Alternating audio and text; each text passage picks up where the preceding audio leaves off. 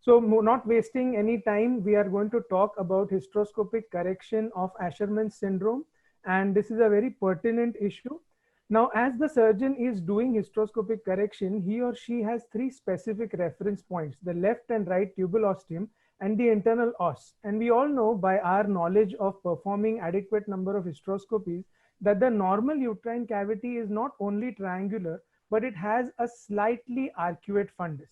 When we move on to a more distorted cavity, there may be indrawing of the fundus due to adhesions, but there also may be indrawing of the left and right lateral walls due to synechia, and this is what we are trying to correct at the end of the surgery. So when we start the correction for hysteroscopic synechiolisis, what we are aiming to do is to achieve a spacious triangular cavity and to be able to see both the ostia from the vantage point of the internal os. So let's take a look at two separate cases of Asherman syndrome and how we've dealt with them. So this first patient is a 30-year-old nulliparous lady.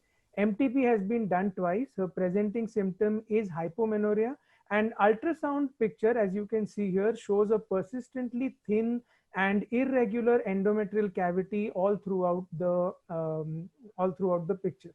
So we started off by we are using a 2.9 mm office hysteroscope, but the procedure is being performed under anesthesia. And the 2.9 mm really helps because no prior dilatation is required. With a 1.9 mm, you may also get off doing this without an anesthesia.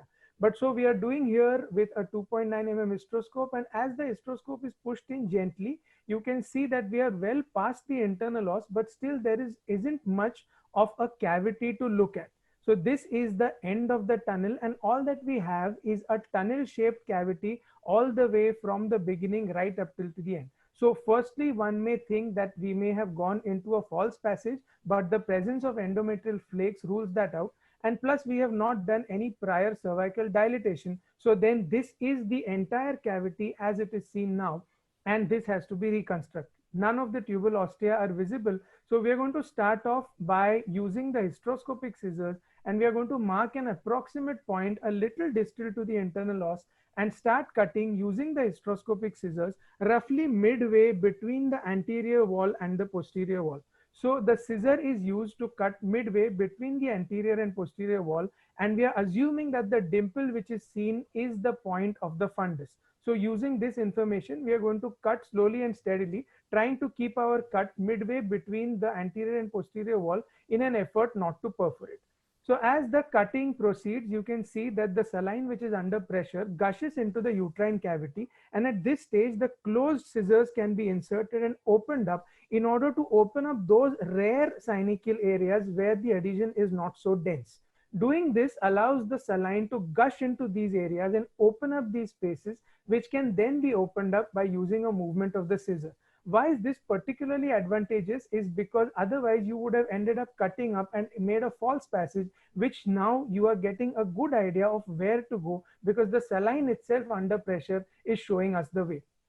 So now this light trimming of the fundus is being done, and again we are going to cut a little bit more of the lateral wall and cut more of the fibrous tissue until an ostium is seen. So there we have now at least one ostium. This is the patient's left tubal ostium. So we have now two of the three reference points. One is the internal os and one is the ostium. With this much information in mind, it is much easier to continue with the surgery because now all we have to do is make a straight line right from the internal os all the way up till the ostium. So we deepen slowly and steadily in cuts, and the hysteroscopic scissors is always the instrument of choice here. We are going to discuss that a little more by the end of this video, but slowly, millimeter by millimeter, we are deepening the cuts until the white fibrous area seems to give way to small amounts of blood vessels, which will slowly be seen here. And this signifies, see, some blood vessels are popping up over here, and this signifies that we are going beyond the fibrous portion and reaching out to the muscular portion. And this also signifies that later on, when we give progesterone therapy, this will probably reach here and the endometrium might just re-epithelialize. So half the uterus has now been reconstructed, and using that imagination of one half of the uterine cavity, we are going to try and correct the other half of the uterine cavity, which is completely plastered.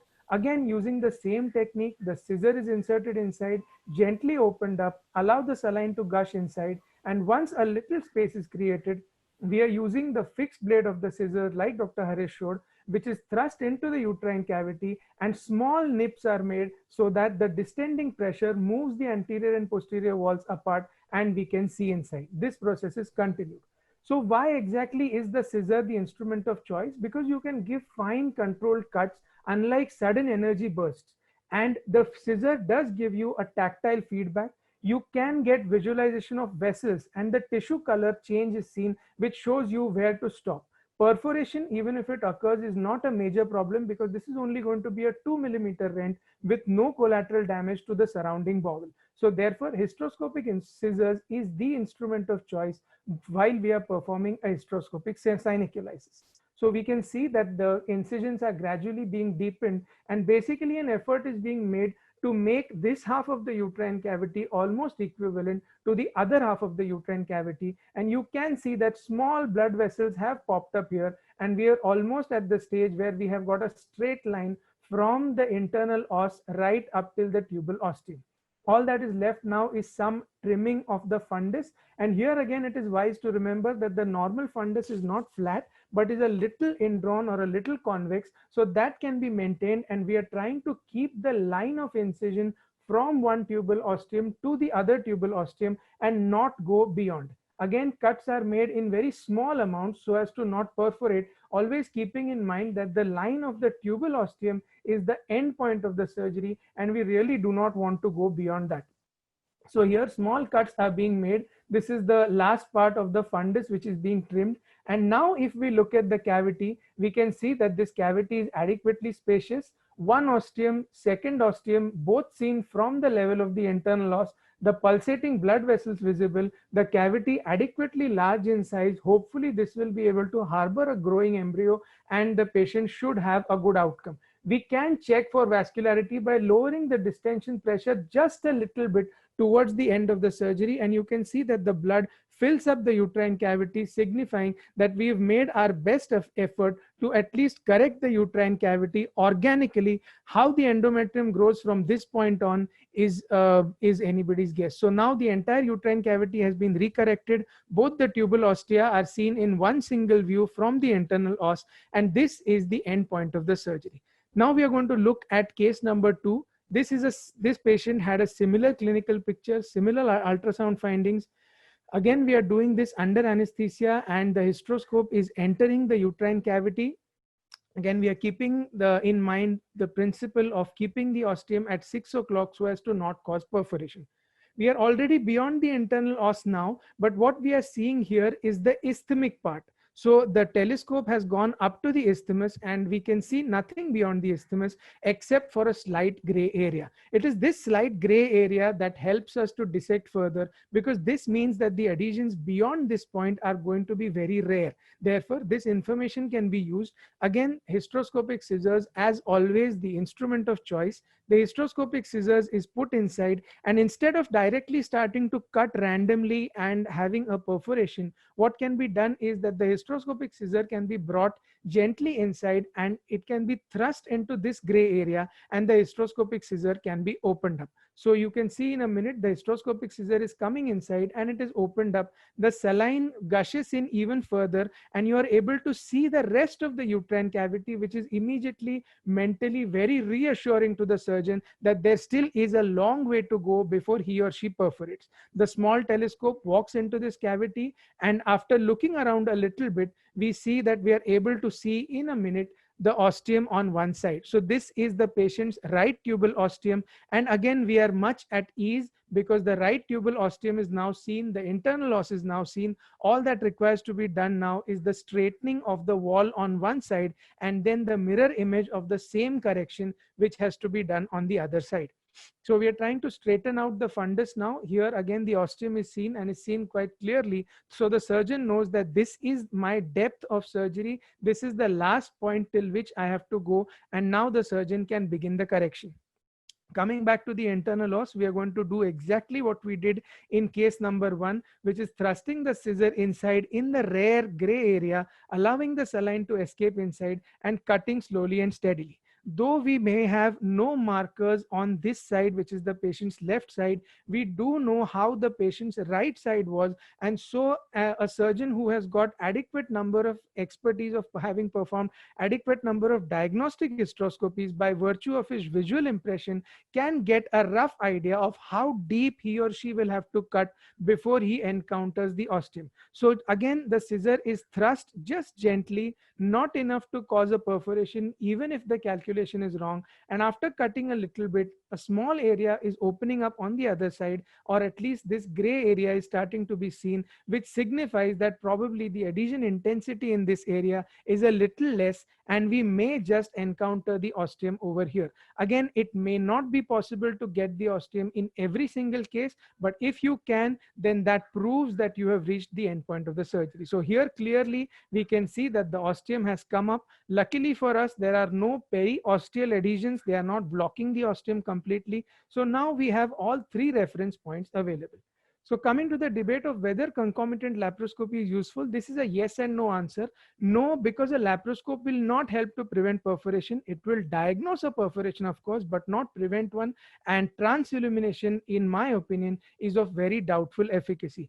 Again, there could be an other side of this debate. Yes, that laparoscopy is useful because in a pelvis with dense adhesions, it may be wiser to do a slight undercorrection rather than perforate the uterus and then find out that you have a pelvis that is unapproachable, completely plastered, like for example a tuberculous pelvis, and there are a lot of bowel adhesions and you cannot repair the perforation. So just to get that information, a concomitant laparoscopy might just be useful. Also, secondly, of course, a consent for laparoscopy has to be taken in each and every case because one doesn't know at what stage he or she will encounter a problem. The other thing that we are doing... remaining. Sorry? Doctor, sorry to interrupt. 3 minutes remaining. Yeah, that's fine. So what else we are trying to do in this particular video is we are trying to excise rather than incise the fibrous tissue, something similar to what Dr. Harish demonstrated in his video. And what this does is that instead of incising the fibrous band right in the center and leaving two small stubs of fibrous tissue attached to either end, which are going to act like foreign bodies, we try to remove a wedge of the fibrous tissue completely so that we reach up till the normal endometrium, up till the normal myometrium, and we can hope then the endometrium will come out and cover this particular area. Again, this is a job that is a little more difficult to do because the long axis of the scissor is now not perpendicular to the line of incision, but rather it is parallel. So we have to work on the tissue bit by bit, sculpting out small pieces of fibrous tissue from the area of the fundus. So nicks are made above and downwards, and now you can see slowly that an area of pinkish discoloration has started coming up, which means that we have reached up to blood vessels. We are past the fibrous area, and as far as possible, if this can be continued to the entire extent of the fundus, the tissue color will change from white to pink. Small blood vessels will appear, and the removal of the fibrous tissue can be as complete as possible.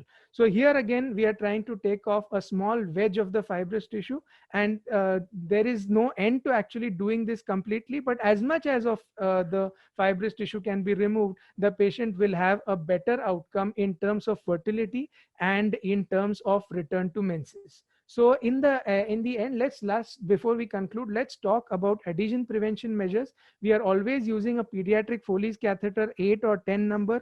A Cook's intrauterine balloon catheter is available. We are giving estradiol valerate to all patients, but that is in certain international studies questionable. Return to menses, yes, but fertility prognosis is guarded. First trimester abortions are very common, probably due to poor implantation. And those patients who make it to later pregnancy do experience severe IUGR and placenta accreta. So I think this is the end of the surgery. That is the final picture. We are going inside one last time. We can see the right tubal ostium, the left tubal ostium, and you can see that this entire cavity has been reconstructed to the best possible extent. I thank you all for a patient hearing.